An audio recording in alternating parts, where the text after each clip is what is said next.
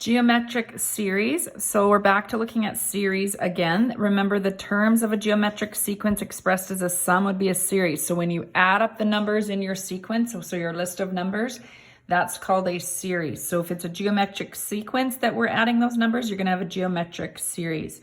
There's two formula, just like before, that can be used. The first one, you would know when you know the n value. So it's r term 1 times r to the exponent n minus 1. Minus 1's not part of the exponent. Divided by r minus 1. Because there's a variable in the denominator, r cannot equal 1, as that would make the denominator 0. You're not going to have an r value of 1 because 1 times anything would not create a geometric sequence because the numbers would just stay the same. In the second one, what's different is that you have the final tn term in there. So r times tn minus term 1 divided by r minus 1, again, where r cannot equal 1.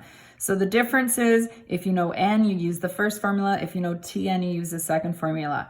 In both of them, you're going to need the common ratio, and you would need term 1. So let's look at example 1 first.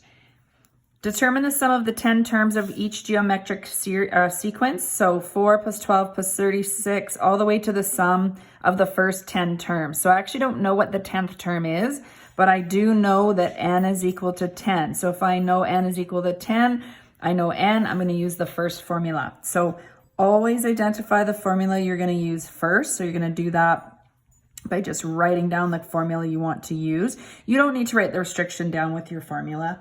It's going to be every time I type the formula on a formula sheet there for you though.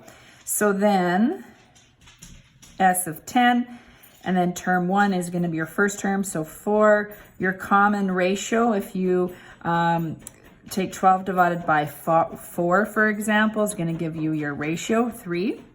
So 3, n is 10, minus 1, over ratio of 3 minus 1. So this is going to be 4 times, so you got to use your calculator for this one. So you put 3 to the exponent, 10, subtract 1, and when you do that,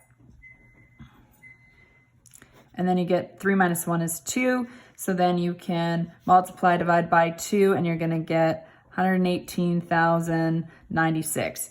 You will notice that your values, because you're adding a geometric sequence, the numbers are going to get larger faster, assuming that it's a common ratio that is positive of number greater than 1. Then you're going to have a larger sum as well, since your numbers are going to get large so much faster. So I just want to mention, you do have a formula sheet, or you will have a formula sheet.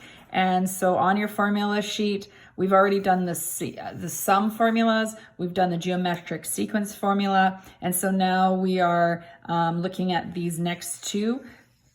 These are for geometric series. We haven't learned this last one yet, but these are the two that, if you're looking for where they are on your formula sheet.